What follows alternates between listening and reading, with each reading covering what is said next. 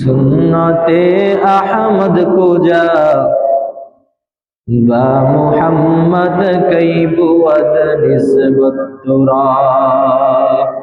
আপনার সন্তানকে আপনি দ্বীনি শিক্ষা দিবেন অথবা দুনিয়াবি শিক্ষা দিবেন, কোন শিক্ষার মান কখন থেকে শুরু হয় এবং কোন শিক্ষার মান কত দূর পর্যন্ত থাকে, এই বিষয়টা যখন আমরা হিসাব মিলাবো তখন আমাদের বুঝে আসবে আসলে কোনটা প্রকৃতপক্ষে কোনটা উপকারী। যখন আমার ছেলে জাগতিক শিক্ষা দুনিয়াবি শিক্ষায় শিক্ষিত হবে,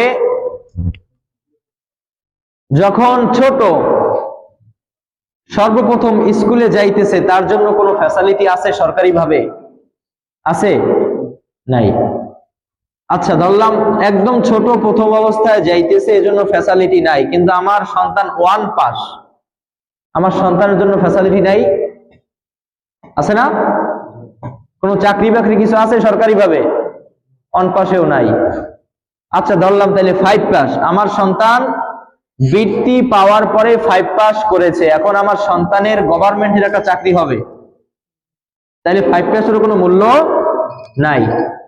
আচ্ছা, তারপর ধরলাম 8 পাস, 8 পাস করলে সরকারি কোনো চাকরি হয়? স্কুল, কলেজ, ভার্সিটি, মন্ত্রণালয় চাকরি হয়? তাহলে 8 পাসেরও তেমন কোনো মূল্য নাই। এরপরে আসেন এসএসসি পাস। এসএসসি পাস যদি ভালোভাবে করে, ভালো নাম্বারে করে, বাবা মায়ের খুশি কে দেখে? নিচের গুলা বাদ দিলাম।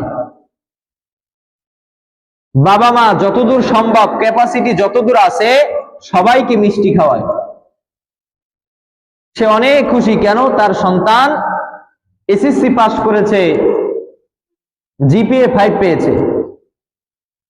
কিন্তু অনেক সময় আবার এমনও দেখা যায় যে পুরা বাংলাদেশের ভিতরে সবচেয়ে বেশি নাম্বার পেয়ে পাস করেছে এসএসসি পাস, তাইলে কি সে খারাপ পাস করছে? খারাপ পাস করে নাই, খুব ভালো রেজাল্ট করছে। কি বলেন? এখন পুরা বাংলাদেশ ব্যাপী হিসাবে সে ভালো রেজাল্ট করছে, এখন এই এসএসসি পাস একটা স্টুডেন্টকে মন্ত্রণালয়ে চাকরি দিবে? কেন? এত ভালো রেজাল্টের পরেও তাকে চাকরি দিবে না? রেজাল্ট ভালো করছে ঠিক, কিন্তু এই রেজাল্টের মূল্যায়ন কত পর্যন্ত যায় না। বড় বড় চাকরি নিলে বলে এই ছোট ডিগ্রিতে হয় না, ডিগ্রি আরো বড় লাগে। তাইলে বুঝলাম এসএসসি পাশেও তেমন যত ভালোভাবে পাশ করুক তেমন কোনো মূল্যায়ন নাই। এরপরে যদি ইন্টার পাস করে, ইন্টার পাস করার পরে সে ইন্টারও দেশব্যাপী ভালো রেজাল্ট করে পাস করেছে, তাকে কি একটা মন্ত্রণালয়ে চাকরি দিবে? কলেজে চাকরি দিবে? দিবে না। প্রাইমারিতেও তো মনে হয় ইন্টারে চাকরি দেয় না। তাহলে ইন্টারেরও তেমন ভ্যালু নাই। এরপরে গিয়া অনার্স, মাস্টার্স, অর্থাৎ যখন সে ডিগ্রি করবে, বিভিন্নভাবে ডক্টরেট করবে, তখন তার এখানে কিছুটা মূল্যায়ন তাকে করা হবে। সে যদি ভালোভাবে পাস করতে পারে হয়তো উচ্চ পদস্থ কিছু চাকরি পাবে, কিন্তু এই ডিগ্রি নেওয়ার জন্য তার কমপক্ষে 25, 30, 35 বছর তার কেটে গেছে। কি বলেন? তাইলে আমরা সংক্ষেপে বুঝলাম দুনিয়ার শিক্ষায় শিক্ষিত হলে কমপক্ষে ভালো ডিগ্রি নেওয়া, মূল্যায়ন হওয়ার জন্য ভালো ডিগ্রিও লাগে, কমপক্ষে বয়সের সীমা 30-35 লেগে যায়। এর আগে তার ডিগ্রি কোনো সরকারিভাবে রাষ্ট্রীয়ভাবে মূল্যায়ন হয় না। হয় না। তাইলে কম বেশি আমরা একটা হিসাব মিলাইলাম যে দুনিয়াবি শিক্ষা এই ডিগ্রিটা মূল্যায়ন করা হয় মোটামুটি 30 বছর প্লাসে। আর ধর্মীয় শিক্ষায় কখন মূল্যায়ন করা হয় সেটাও তো আমাদের জানার বিষয়। হাদিস শরীফের ভিতরে আছে, قال النبي صلى الله عليه وآله وسلم لا تقوم الساعة حتى لا يقال في الأرض الله الله। অপর হাদিসে আখিরি পয়গম্বর জানা দেয় ইন্নাল মালাইকাতা লাতাদাউ আজনিহাতাহা রিদাল লিতালিবিল ইলম। আখিরি পয়গম্বর হাদিস শরীফের ভিতরে জানায় দিতেছেন যে ধর্মীয় শিক্ষায় শিক্ষিত সন্তান কখন থেকে আল্লাহ তাআলার কাছে মূল্যায়ন হতে থাকে। বলে বান্দা যখন একদম ছোট ঠিকভাবে কথাও বলতে পারে না, কিন্তু সে দ্বীন শিক্ষার উদ্দেশ্যে, কোরআন হাদিস শিক্ষার উদ্দেশ্যে বাসা থেকে মাত্র বের হয়েছে, আলিফতে শিখতে পারে নাই, মাত্র বাসা থেকে বের হয়েছে, আলিফও শিখতে পারে নাই। আখিরি পয়গম্বর জনাবে মুহাম্মদুর রাসূলুল্লাহ সাল্লাল্লাহু আলাইহি ওয়াসাল্লাম জানা দেয় ওই ব্যক্তির পায়ের নিচে চলার পথে আল্লাহ তাআলার তৈরি নূরের ফেরেশতারা দানা বিছায়া দেয়। সুবহানাল্লাহ। সে কি ডিগ্রি অর্জন করে ফেলছে? ডিগ্রি অর্জন করে নাই, মাত্র যাইতেছে, ধর্মীয় শিক্ষায় শিক্ষিত হবে বলে নিয়াত করেছে, বাসা থেকে বের হয়েছে। বলে তার জন্য, তাকে সাধুবাদ জানানোর জন্য, সংবর্ধনা দেওয়ার জন্য, বলে সব জায়গায় যেখানে সে যাবে আল্লাহর তৈরি নূরের ফেরেশতারা তাকে তার চলার পথে ডানা বিছায়া দিবে, পর বিছায়া দিবে। বর্তমান বিশ্বে সবচেয়ে বড় নেতাদের মধ্যে একজন ডোনাল্ড ট্রাম্প। এই ডোনাল্ড ট্রাম্প যদি বাংলাদেশে কখনো আসে, রাষ্ট্রীয়ভাবে তাকে সংবর্ধনা দিবে কি দিবে না? দিবে। তো রাষ্ট্রীয়ভাবে কি এই ক্যাপাসিটি আছে যে একদম এয়ারপোর্ট থেকে ডোনাল্ড ট্রাম্পকে যেখানে রাখা হবে সেই পর্যন্ত লাল গালিচা রাস্তায় বিছায়া তারপরে তাকে সংবর্ধনা দিবে? এই ক্যাপাসিটি কি আমাদের রাষ্ট্রের আছে? নাই। থাকলেও এত দিবে না, থাকলেও এত দিবে না। তাম পৃথিবীর ভিতরে হেভি ওয়েট নেতা, তার সংবর্ধনার জন্য এতটুকু করা হয় না, কিন্তু আল্লাহ তাআলা তার বান্দা যিনি ধর্মীয় শিক্ষায় শিক্ষিত হওয়ার জন্য নিয়াত করে বাসা থেকে বের হয়েছেন, বলে আল্লাহর তৈরি নূরের ফেরেশতা নিয়োজিত করে দিয়েছেন তার চলার পথে তারা যাতে গালিচা বিছায়া দেয়, সে যাতে মাটিতে পা না পড়ে। সুবহানাল্লাহ। এবং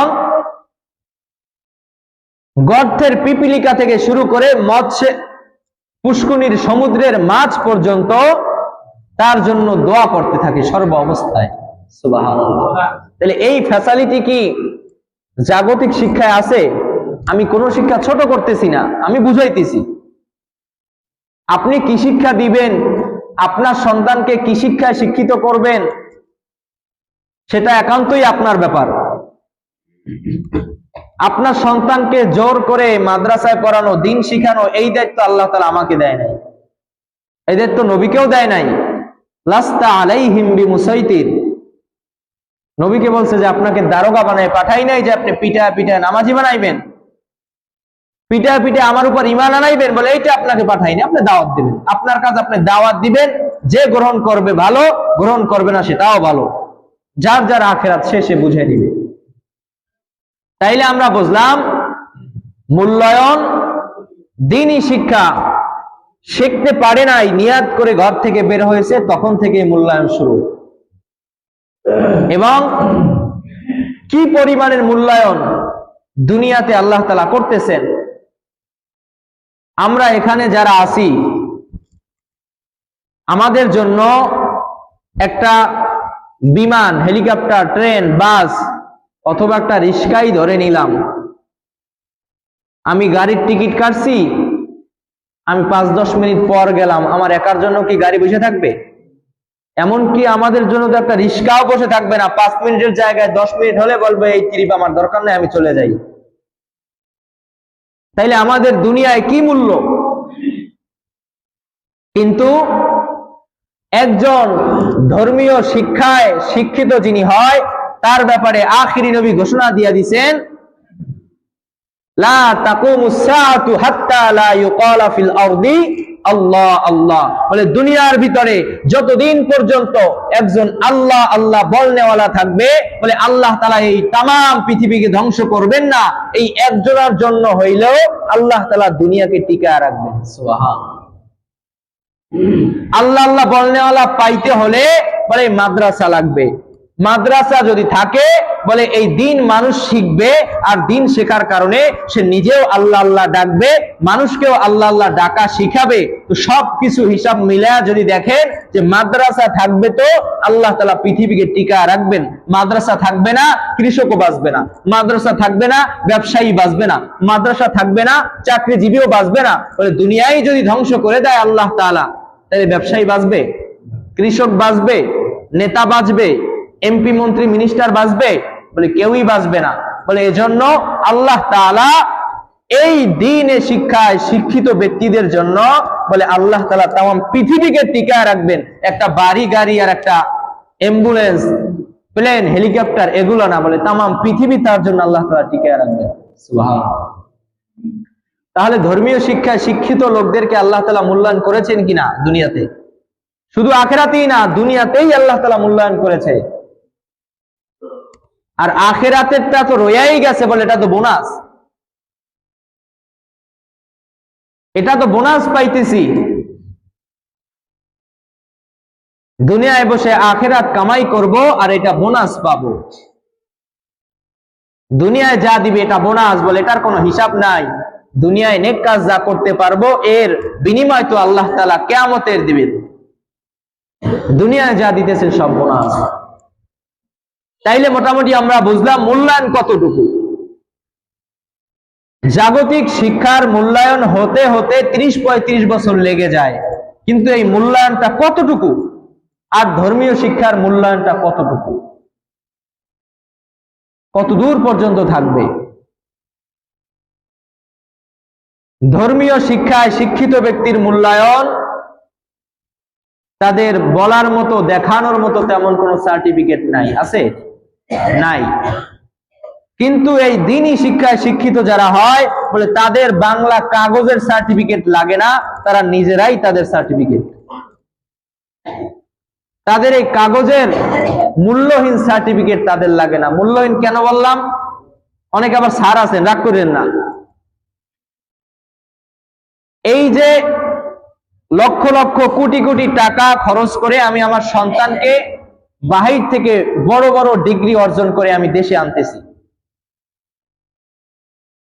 তো বড় বড় ডিগ্রি অর্জন করে আমি নিয়ে আসলাম, 30-35 বছর শেষ যে বাহির থেকে সর্বোচ্চ মানের ডিগ্রি অর্জন করে আমার সন্তান দেশে আসছে, বাহিরে চাকরি করবে না, দেশের সন্তান দেশে এসে ভালো একটা চাকরি করবে। দেশে আসার পরে বিভিন্ন জায়গায় চাকরির কথা চলতেছে, অফার চলতেছে, বড় বড় মন্ত্রণালয় কোনটা রেখে কোনটা করবে বিবেচনা চলতেছে। কিন্তু এর মধ্যে হঠাৎ করে এক কালবৈশাখী ঝড় এসে ওই সন্তানের শ্বাস বন্ধ করে দিয়েছে, নিঃশ্বাস ভিতরে চলে গেছে, বলে আর বের হয় না। সে দুনিয়ার মায়া ছেড়ে চিরতরে দুনিয়া থেকে বিদায় নিয়ে গেছে। তাহলে আমি বলতে চাই, আপনার সন্তানকে লক্ষ লক্ষ কোটি কোটি টাকা দিয়ে যে ডিগ্রি অর্জন করাইছেন, এই ডিগ্রির মূল্য কি এখন? এই ডিগ্রি কেউ 1 লাখ টাকায় কিনবে? 50,000 টাকায় কিনবে? 10,000 টাকায়? 100 টাকায়? আমার তো মনে হয় 5 টাকায়ও কেউ কিনবে না। ফেরওয়ালাকে যদি আপনি দিতে চান, সেও বলবে যে এইগুলা নিয়ে আমি কি করব, সর্বোচ্চ কেজি মূল্যে দিতে পারেন। তো সারা জিন্দিগি ভর লক্ষ লক্ষ কোটি কোটি টাকা খরচ করে যে ডিগ্রি অর্জন করেছে, তাতে আমার মনে হয় না যে 1 কেজি কাগজ হবে। 1 কেজি কাগজও হবে না। তাইলে আপনি কেজি মূল্যে ফেরওয়ালাকে দিলেও 5 টাকা 10 টাকাও পাবেন না। সারা জিন্দিগি ভর নিজের কামাই বাণিজ্য কষ্ট শ্রম সব দিয়ে দিলেন নিজের সন্তানের পিছনে, সন্তানের একটা ভালো দুনিয়াবি একটা ডিগ্রি অর্জনের জন্য। কিন্তু ডিগ্রি অর্জন ঠিকই করেছে, মূল্যায়ন ততদিন পর্যন্ত তার হায়াত আছে যতদিন। ওই সন্তানের হায়াত শেষ, বলে ডিগ্রির মূল্য শেষ, ওই ডিগ্রি আর কারো কাজে লাগবে না, কেউ 2 টাকা দিয়ে কিনতেও চাইবে না। কিন্তু এই আখেরাতি ডিগ্রি, ধর্মীয় ডিগ্রি, বলে এটা দুনিয়াতে যা আমরা পাইতেছি, বলে এটা তো ফ্রি হিসাবে পাইতেছি। আসল এর উপটৌকন তো আল্লাহ তাআলা কাল কিয়ামতের ময়দানে সমগ্র পৃথিবীবাসীর সামনে আল্লাহ তাআলা দিবেন। সুবহানাল্লাহ। আমার সন্তান কোরআনে হাফেজ হইতেছে, আলেম হইতেছে, বলে আল্লাহ তাআলা তাদেরকে এক্সট্রা সুযোগ দিয়া দিবেন কাল কিয়ামতের ময়দানে। বলে শুধু আমাদের এই নেসারিয়া সড়কের লোক না, শুধু কলাপাড়ার লোক না, শুধু বাংলাদেশের লোক না, বাবা আদম আলাইহিস সালাম থেকে শুরু করে কিয়ামত পর্যন্ত যত মানুষ আসবে সবাই সেই মাঠে থাকবে। বলে হাফেজে কোরআনের বাবা মাকে আল্লাহ তাআলা নূরের মুকুট পরায় দিবে সবার সামনে। সুবহানাল্লাহ। হাফেজ আলেমদেরকে ক্ষমতা দিয়ে দেওয়া হবে, হয়তো দুনিয়া আমাদের একটু ক্ষমতা কম, ক্ষমতা দিয়ে দেওয়া হবে যে তুমি তোমার আত্মীয় স্বজন, পরিচিত, তোমার মহাব্বতের লোক, ঘনিষ্ঠ লোক, এর মধ্যে থেকে তুমি সুপারিশ করে করে নিয়ে যাও। কাদেরকে? বলে যাদের উপর গুনাহ করার কারণে জাহান্নাম ওয়াজিব হয়ে গেছে, বলে এরকম ব্যক্তিদেরকে তুমি যাদেরকে চাও বলে সুপারিশ করে করে নিয়ে যাও। সেই দিন আমাদের ক্ষমতা থাকবে ইনশাআল্লাহ। দুনিয়ার ক্ষমতা আমাদের না হইলেও সমস্যা নাই। রিজিকের ব্যবস্থাপনা যেহেতু আল্লাহ তাআলা নিয়েছেন, অতএব আর টেনশন কি? রিজিকের মালিক তো আল্লাহ, বলছে রিজিক আল্লাহ তাআলা নিজেই দেয়, তো আমাদের তো অহেতুক টেনশন করে কোনো লাভ নাই। আর দুনিয়ার এই পচাকান্দা ক্ষমতার আমাদের দরকার নাই, বলে আমাদের সেই আখিরাতের ক্ষমতা হইলেই হবে। এখন আপনার ইচ্ছা, আপনার সন্তানকে আপনি দিন শিখাবেন নাকি দুনিয়া শিখাবেন? আপনি যদি দ্বীনি শিক্ষায় শিক্ষিত বানান, বলে আপনার সন্তানকে আল্লাহ তাআলা সম্মানের সাথে রিজিকের ব্যবস্থা করে দিবেন। হয়তো আপনাদের চোখে বাজতে পারে, আমি এখন পর্যন্ত দেখি নাই কোন সন্তান হাফেজ হয়েছে, আলেম হয়েছে, তারা দ্বীনি লাইনে খেদমত করার পরেও খেদমত পায় না, রিক্সা চালায়, ভ্যান চালায়, আমার চোখে আমি কখনো দেখি নাই। তারা না খায় আছে, অসম্মানের সাথে আছে, এরকম আমার চোখে পড়ে নাই। যে কোনো ভাবে আল্লাহ তাআলা তাদেরকে সম্মানের সাথে রিজিকের ব্যবস্থা করতেছে।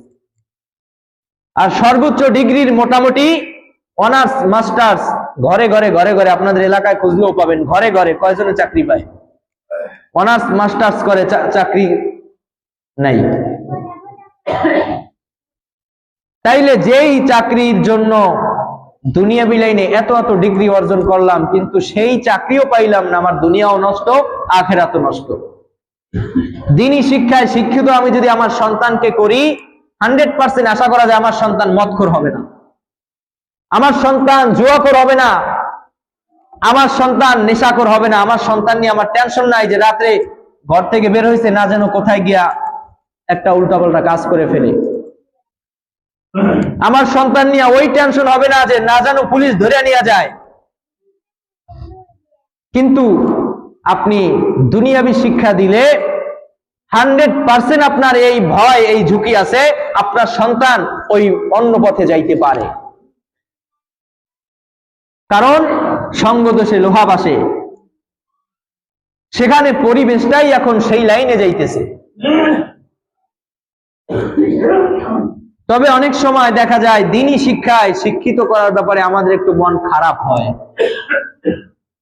যে অনেকে বলে যে জাকাত ফেতরা খায়া বড় হয়, পরবর্তীতে এই কথাগুলো নিয়ে খোঁটা দেয়, অনেকে বিভিন্ন ভাবে অ্যাটাক করে ফেলে। কিন্তু এটা নিয়ে মন খারাপ করার কিছু নাই। একটা মাদ্রাসা ধরেন, আপনার কলাপাড়ার একটা মাদ্রাসায়, এখানে দান সদকা কি ঢাকা দিয়ে আসে? পুরা বাংলাদেশ দিয়ে করে? নাকি আপনার এলাকার মাদ্রাসায় টুকটাক আপনারাই দান সদকা করেন? আপনার এলাকার মাদ্রাসায় টুকটাক দান সদকা আপনারাই করেন, তাও এলাকায় 1000 মানুষ থাকলে সবাই করে না, 1000 মানুষ থাকলে 10 জন করে, 20 জন করে, 50 জন করে। তাইলে যদি হিসাব মিলাই যে আমার এই 50 জনার দান সদকায় আল্লাহ তাআলা এই মাদ্রাসার গরিব হোক, এতিম হোক, এই ছাত্রদের ব্যবস্থা আল্লাহ তাআলা করতেছে। যদি কেউ বলতে চায় 50 জনার জাকাতের টাকা খাইয়া সে বড় হয়েছে, এটা বলতে পারে। কিন্তু আমি একটা প্রশ্ন করতে চাই আপনাদের কাছে, যে আমাদের দেশের যারা উপদস্থ লোক আছে, রাষ্ট্রপতি থেকে সরকার প্রধান থেকে যত এমপি, মন্ত্রী, মিনিস্টার আছে, তারা চলে কি দিয়া? তাদের বাবা দাদার যে জায়গা জমি সম্পত্তি পেয়েছে এটা বেচে বেচে তারপর চলে। তাইলে আমার টাকা, আপনার টাকা, আর একজনের টাকা, ট্যাক্সের টাকা দিয়া তারাও চলে, দেশও চালায়। তাইলে যদি কেউ মাদ্রাসায় পড়ার কারণে তাকে যদি বলে যে সে জাকাত ফাতরা খাইয়ে বড় হইছে ইত্যাদি করে যদি হেয় প্রতিপন্ন করে, তাইলে আমরা যে খয়রাতি, আমাদের থেকে রাষ্ট্রপ্রধান সবচেয়ে বড় খয়রাতি বললে কি ভুল হইবে? তাইলে এই চিন্তা নিয়ে মন খারাপ করার কোনো সুযোগ নাই। তাইলে আমরা চিন্তা করবো যে প্রধানমন্ত্রী যে আমিও হই, হেও যদি সবার টাকা দিয়ে চলে আমিও সবার টাকা দিয়ে চলি, তাহলে মন খারাপ করার কোনো সুযোগ নাই। এজন্য আমি যা বলতে চাইছিলাম যে আসলে আমাদের দ্বীনি শিক্ষার প্রতি মানুষ আলহামদুলিল্লাহ মুসলমানেরা ধাবিত হইতেছে। অন্তত প্রাথমিক শিক্ষাটা হইলেও মানুষ ইসলাম শিক্ষায় শিক্ষিত করতেছে আলহামদুলিল্লাহ।